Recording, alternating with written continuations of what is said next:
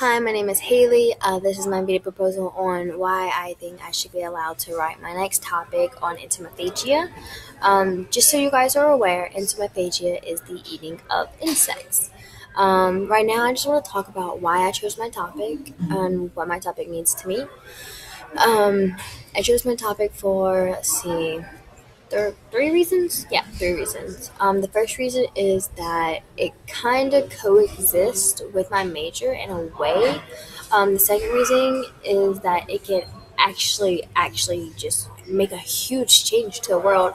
And the third reason is that it's something that I think most people are unaware of. It's something that I was unaware of.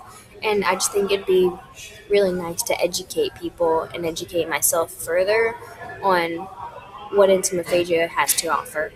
Um, so, entomophagia, the eating of insects, which I've already said, can actually change the world because it can actually support the growing population. Right now, the population is constantly growing and growing and growing and growing, and we cannot produce enough food for that population that's constantly growing.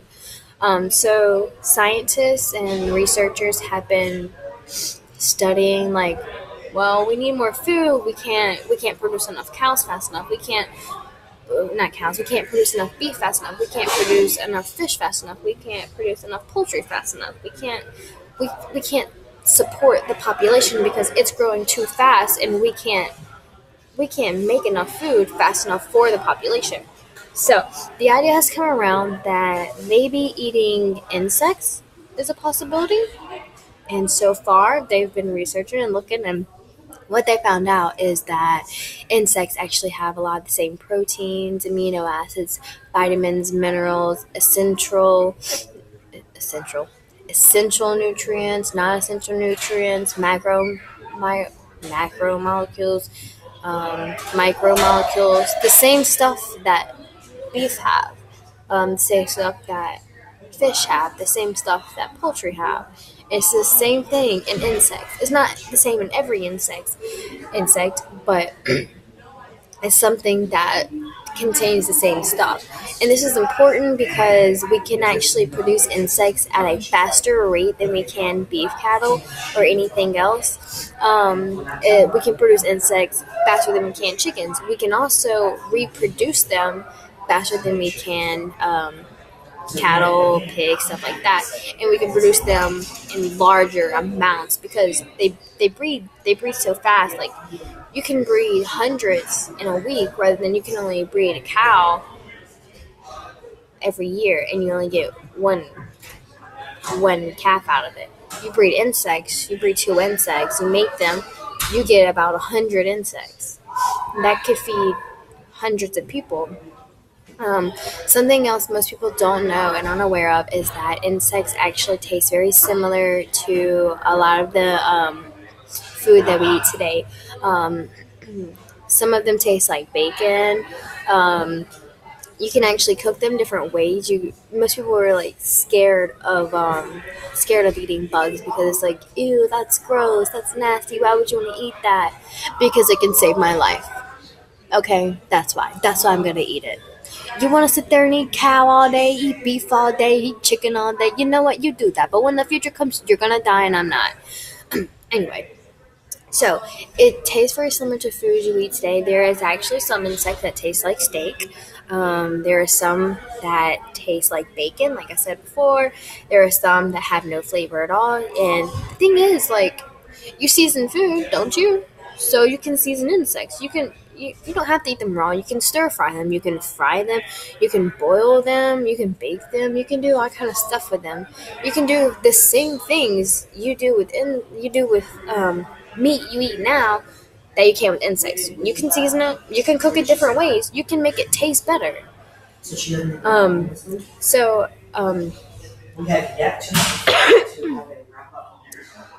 so it's just something that people need to be more open about, something that people should at least try and consider. Something that makes me think that I have the right to talk about this is that it coincides with my major in a way. The second reason is that I have actually eaten insects quite a few times. I have eaten crickets. I have eaten maggots. I have eaten mealworms. I have eaten waxworms. I've eaten quite a few insects. I've eaten ants. I haven't died yet. I'm still alive. So, not even yet. They're not bad for you, really. Um, the only negative thing that entomophagia really has is that all insects are not edible. Some insects are poisonous, some insects could kill you. But the thing is that there is a large list out here in the world, and if you have internet, then you can access that list. And if you are native to countries that naturally eat insects, then you already know which insects you can and cannot eat. So it's not something that is like it's not something that is huge. It's not something that can actually like kill you. The only way that you're gonna get sick from eating it or anything like that is if you're you don't know what you're doing, or you're just going around like, oh look, that's pretty, I'm gonna eat that. No, that could kill you. Like, use the general catalog list to look to see what's safe for you to eat and what's not safe for you to eat. Like, same thing, like, you're not gonna eat green meat, are you? Like, no, you know what that looks like. You know that's bad for you. It's the same thing with insects. You know what it looks like, you know it's bad for you, or you know it's good for you. It's something you have to look into, something you're gonna have to develop. Um, Another thing that I feel like it's going to help me talk about my topic and support my topic and give it valuable information is that I set up an interview with Dr. Kathy Williams. She is an animal nutritionist here at LSU. She seemed really interested about wanting to talk about my topic. I haven't asked her. I told her how entomophagia has the potential to reduce the feed cost in agriculture, and she was like thrilled. She was just like thrilled that this is something that like oh my god, this is something that could change the world. Like I was talking about, and she just seemed really really interested, and I'm excited to meet with her. She seemed really excited to meet with me as well. Um, I did come up with some questions to ask her, and I was gonna put them in here, but I feel like I need to come up with better questions because she's such a great woman and she just knows she knows what she's talking about. So I feel like I wanna boggle her mind. I wanna teach her something. I wanna teach her something she don't know. I wanna know if I wanna know what she knows, and I want her to know what I know, and I just want us to learn and teach together, I guess. Like what entomophagia could do and the potentials it has.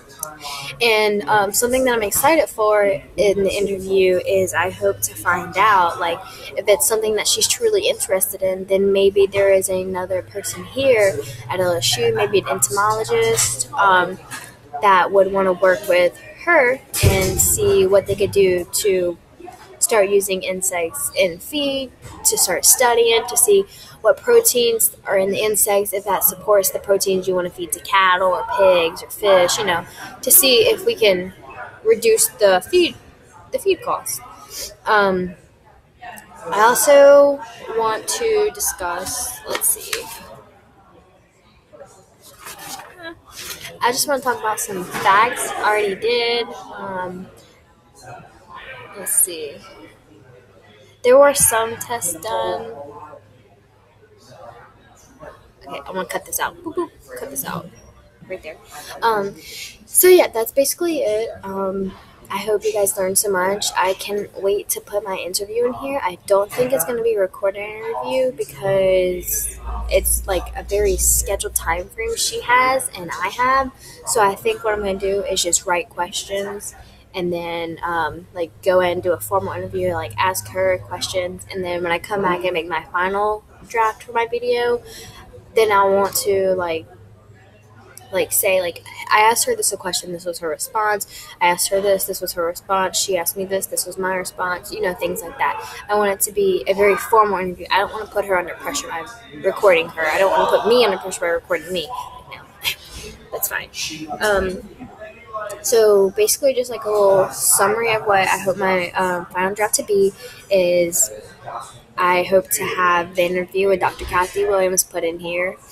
Um, that's really all I think I want to add to it. Um, just like overall something overall overall, entomophagia is something that could really, really change the world. It is something that's truly important. It's something that most people don't know of, and it's something that most people need to know of. It's something that could save you. It could save your kids, your future, all this.